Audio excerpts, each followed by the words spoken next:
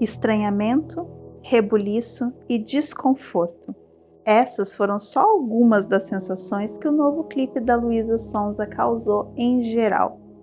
Mas afinal de contas, o que há por trás dos símbolos desse campo de morango?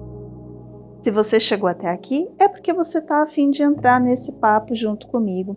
E caso você não me conheça, eu sou a Dani Zimmer e esse é o canal da Bruxeza. E geralmente por aqui eu trago alguns assuntos sobre tarô, astrologia e algumas diquinhas da bruxa também. E eu quis adaptar esse conteúdo nesse formato para poder compartilhar as minhas impressões sobre essa obra, de forma que você possa ouvir descompromissadamente aí no seu dia a dia. Apresentações feitas, vem comigo para a gente mergulhar e entender essa caixa de Pandora que a Dona Luísa abriu. Provavelmente a minha reação foi muito parecida com a da maioria, né? Do famoso efeito Felca. A gente olhou e ficou, tá certo isso? Né? Um estranhamento, uma sensação de desconforto diante das imagens, da letra, da música também. Mas eu gosto muito daquilo que me deixa desconfortável. Particularmente aquilo que me deixa desconfortável e que não tem nome específico, me instiga a querer entender o porquê que eu estou desconfortável. E foram um misto de sensações. Ao mesmo tempo que eu achei bonito esteticamente o clipe, a mistura dos elementos, o branco e o vermelho, a maneira como foi filmado, eu reparo nesses detalhes porque eu gosto disso. Ao mesmo tempo também estava me causando uma sensação desagradável, que eu não entendia de onde que estava vindo, se eu estava gostando, por que que eu talvez não deveria gostar do que eu estava vendo. Enfim, cheguei a pensar que é porque eu não sou fã, a letra da música não me agrada muito, não é o tipo de coisa que eu ouço no meu dia a dia, mas eu me permiti assistir e reassistir de novo o clipe e deixar que esses sentimentos se assentassem, até que eu fui entendendo os elementos que eu estava vendo, por que aquilo estava gerando o desconforto que estava gerando em mim. Eu pensei, safadinha, Dona Luísa, parabéns, meus parabéns por harmonizar todos esses elementos e causar essa sensação em todos nós. A senhora atingiu o seu feito com excelência. E segui a minha vida como uma quinta-feira normal. E aí entra em cena o nosso querido amigo algoritmo. E claro que depois de ver o clipe, tudo sobre o clipe começou a aparecer na minha timeline, em todo lugar que eu olhava, pipocavam morangos na minha frente. E gente, essa talvez tenha sido a parte mais divertida, porque eu vi coisas absurdas, coisas de uma criatividade surreal, que partiam desde... Agora eu vou ter que tomar cuidado com as palavras, né, para não ser cancelada aqui pela plataforma. Mas interpretações que o clipe se relacionava a algum relato de abuso, você entende o tipo de abuso que eu quero falar, sobre tirar a vida de bebês ainda dentro do ventre, sobre possessão do Sete Peles, sobre possessão de Lilith e por aí vai. Daí que eu percebi que geral também estava revirada com esse clipe e fez muito sentido essa reverberação com as conclusões que eu havia chegado aqui dentro da minha cabecinha. E daí eu pensei, tá certo, eu quero falar sobre isso, até porque já é um assunto que eu venho falando já há alguns dias por conta do momento em que nós estamos passando. Mas então vamos entender quais são os elementos que compõem esse clipe e por que eles estão ali e causam todo esse frisson, todo esse rebuliço, e eu tenho certeza cada vez mais que não foi por acaso. Para isso nós precisamos analisar o clipe com um distanciamento, sem julgamento de valor e muito menos julgamento de gosto musical. E a gente vai então para a descrição do que acontece ali naquele clipe. O clipe já começa com uma parte que me ganha muito, usando nos créditos um lettering que remete aos filmes de terror setentistas. Sim, sou uma fã do gênero, principalmente dos clássicos. Então ali já me pegou. E o clipe começa com ela caminhando mansamente, de forma muito gentil, por um campo, um gramado, onde ela se depara com uma cama muito bonita, uma cama antiga, lençóis branquinhos, assim como ela também toda de branquinho. E ela chega nessa cama e tem alguns morangos por ali, e ela mordisca alguns morangos, de uma forma um tanto quanto sensual, mas ainda assim muito cândida, muito gentil e quase virginal, trazendo um tom de sensualidade, mas ainda muito brando. E depois a coisa vai escalando, ela começa a interagir com os morangos e vira um refestelo, a festa do morango realmente. Corta pra Luísa quicando na cama, corta pra Luísa do nada um monte de moça em volta e é vermelho, vermelho, vermelho e a coisa vai ficando intensa. A própria maneira de dirigir o clipe, né, de uma forma frenética e a câmera dá zoom in e dá zoom out e fica muito intenso e do nada termina com um silêncio. A Luísa um tanto quanto perdida, assim como nós. O que aconteceu aqui? E essa sensação de estranhamento do final do clipe, ela se estende um tanto quanto bom, justamente para causar na gente esse desconforto do que foi visto e aquela sensação que ela também está tão perdida quanto a gente. Eu entendo o desconforto das pessoas de acharem que é um clipe muito explícito. Não estou dizendo que não há referências a ato sexy, né? Vou tomar cuidado com as palavras, como eu já disse, de que existe uma insinuação de erotização, de sensualidade exagerada no clipe, mas não é nada incomum do que a gente vê todas as artistas pop fazendo. Todas fazem e não há essa escandalização como houve referente a esse clipe. Madonna já fazia isso na década de 80, 90, escandalizava também, mas eram outros tempos. Quem não lembra de Like a Virgin? Mas por que do desconforto e de onde saíram tantos elementos diversos que povoaram a criatividade das pessoas e trouxeram esse burburinho e várias versões de possibilidades do significado por trás desse clipe? Eu separei alguns desses surtos aí de possibilidades que as pessoas trouxeram para a gente poder comparar se existem elementos no clipe, visualmente falando, aqui eu não vou entrar ainda na letra, se realmente condiz ou se dá para entender, se todo mundo enxergou isso ou é possível passar essa mensagem mesmo que subliminar no clipe. Primeira, o abuso. Né? Em momento algum aparece uma figura masculina. Não estou aqui falando que mulheres não podem abusar de mulheres e tal. Não quero que baixe o Twitter aqui, tá bom, gente? Todo mundo calma aí. Mas não há essa presença do masculino trazendo essa imposição, né, de poder, medo no clipe, coisa nenhuma desse tipo. Retirar a vida de bebês do ventre. Não há nenhuma menção ou aparição ou qualquer símbolo que represente uma barriga, um bebê ou um feto, não há. Demônio, tudo bem, ela pula igual a menina do exorcista na cama, isso a gente tem que combinar que tá bem explícito essas quicadas de Dona Luísa, mas fora isso, já vi até gente falando sobre a cabeceira da cama que faz uma menção de chifre, uau, né? As pessoas vão longe, a gente está falando de um design de um móvel que era muito comum, um móvel antigo. Eu acho que tem tudo a ver com a estética do clipe. Lilith. Aí talvez sim. Mas não no sentido que a galera maluca aí tá falando, e até talvez depois eu fale um pouquinho sobre isso. Então, o que será que Lilith tem a ver com esse clipe? Lembrando que esses são elementos que eu observei diante daquilo que eu tenho como informação. Não sei se a Luísa tem essa informação, não sei se ela tem esse tipo de assessoria ou estudo pessoal também, mas eu pontuei algumas coisas que me levaram a acreditar que sim, esse clipe tem referências lilithianas. Quero começar pela data do lançamento da música. Minha filha me informou, né, ela é a fã de Luísa, então ela vai ser minha referência aqui nesse áudio. Ela me informou que o álbum ainda não foi lançado, somente essa música, que o álbum vai ser lançado lá pelo dia 20, 28, alguma coisa assim. E foi escolhida exatamente a data do dia 16 de agosto para ser lançado essa música especificamente.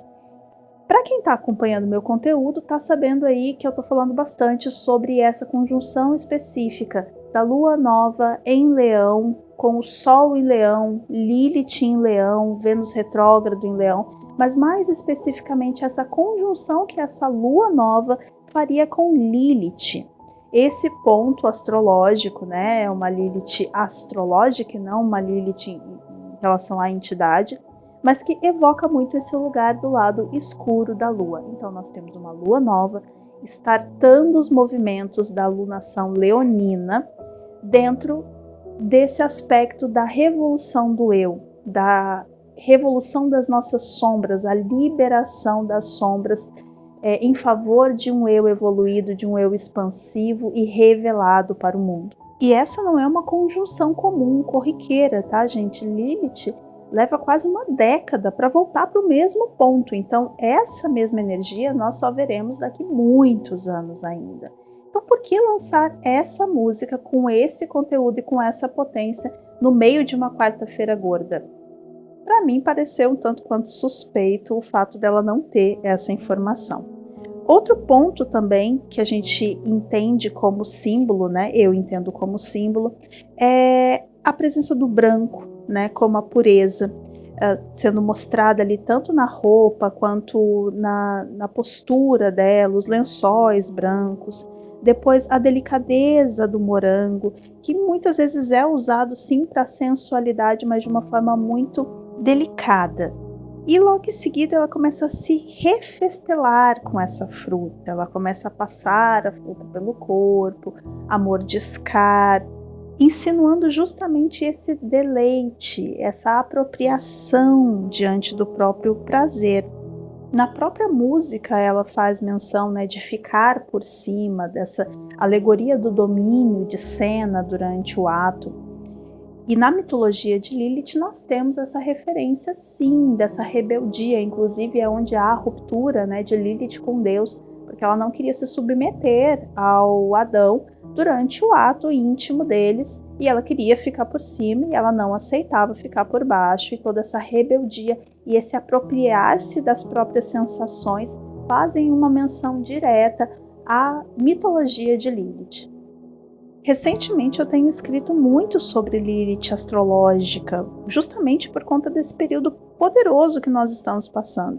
Inclusive eu falei em um texto que eu até publiquei aqui no próprio YouTube, lá no Instagram, falando sobre Lilith não ser somente sobre sexo também, mas sobre nos provocar. Ela vem nos tirar desse status quo e trazer lá de dentro todos os nossos medos, bloqueios, as nossas repulsas, coisas que a gente não conta nem pra gente mesmo, que a gente não admite nem no escuro, debaixo da cama e de olhos fechados.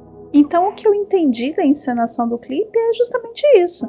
Foi um sonho erótico, onde uma persona cândida projeta o seu desejo reprimido em um boy ali do qual ela já vinha fantasiando, que ela inclusive fala na música que ela conhece a fama, né? E faz loucuras, e quando ela acorda, ela se sente totalmente perturbada com aquilo que ela sentiu. Tudo aquilo que estava ali guardado dentro dela, aquele poder, aquela intensidade, a sombra assustadora que ela não conhecia e que agora lhe foi revelada. E agora, o que é que eu faço com isso? E é isso que Lilith faz dentro da gente. O clipe é rápido, curto, frenético, e quando acaba deixa esse rastro de um vendaval, a mesma sensação que nós temos quando tentamos negar uma sombra em nós.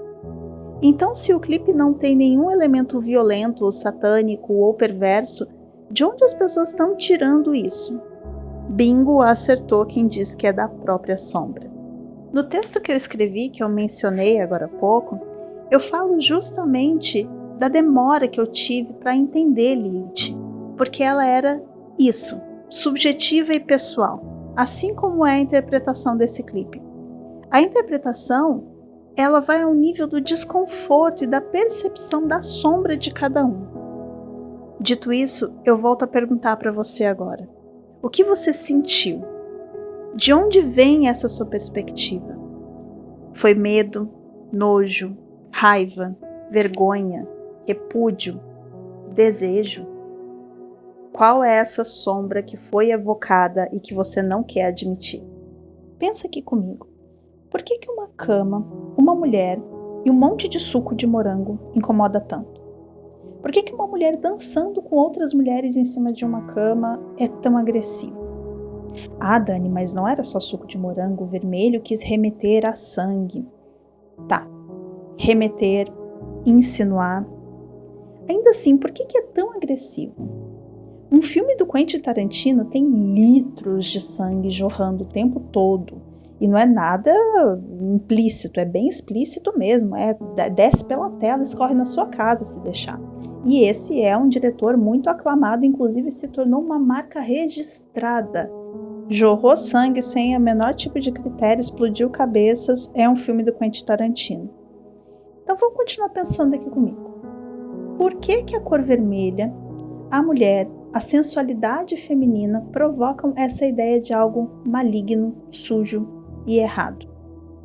A gente pode pensar que até pouco tempo as propagandas de absorvente usavam um líquido azul para emular o sangue da menstruação, porque era agressivo para o telespectador a imagem do líquido vermelho no absorvente.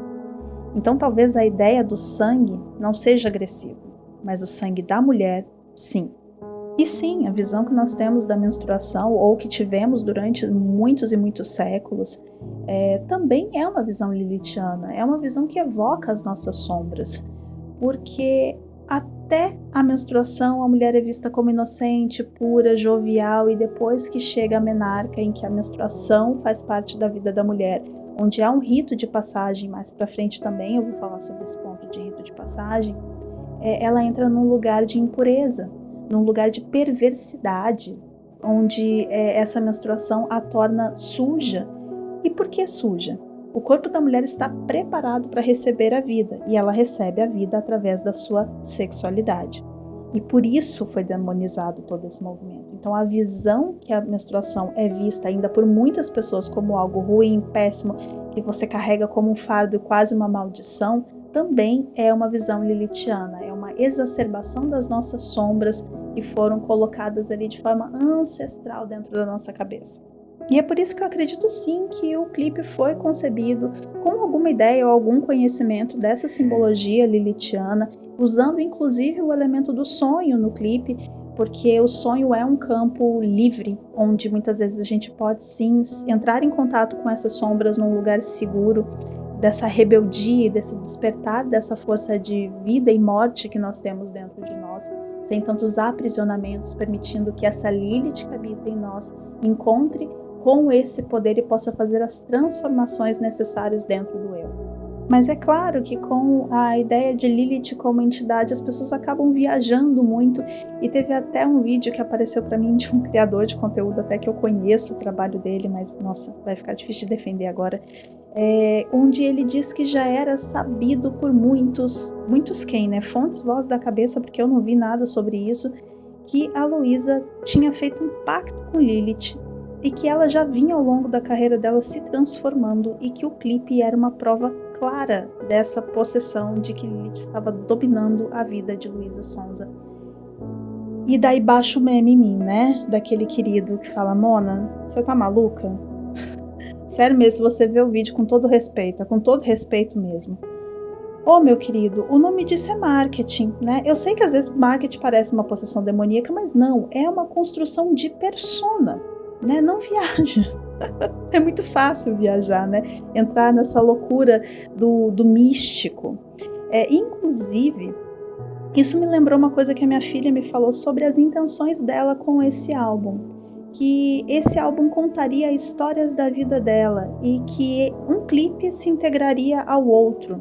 E para mim fez mais sentido ainda quando a gente olha a carreira da Luísa e olha o clipe. O clipe começa com ela toda purinha, toda de branco, mais branca do que um marshmallow, toda campestre, e ela mergulha nessas sombras, onde ela descobre uma força que ela não conhecia, uma sensualidade não explorada, e ela se choca com esse poder. Isso parece ou não parece o início da carreira da Luísa? Quem lembra? Não precisa nem conhecer muito a carreira dela, é só dar um pequeno Google, Luísa Sonza, início da carreira. Toda menininha, toda pura, angelical. E aí entra aquele ponto que eu falei sobre o rito de passagem, também está presente aqui. O quanto esse clipe mostra esse rito de passagem da menina para a mulher, desse lugar da inocência para o conhecimento da própria sombra, e o quanto conhecer as nossas próprias sombras, e não somente conhecer, mas como entrar em contato e mergulhar com todo esse universo, nos liberta e nos traz um poder transformador do eu, que é justamente esse movimento de Lilith em Leão, de Lilith em conjunção com o Sol e também com essa lua nova trazendo oportunidades de renovação.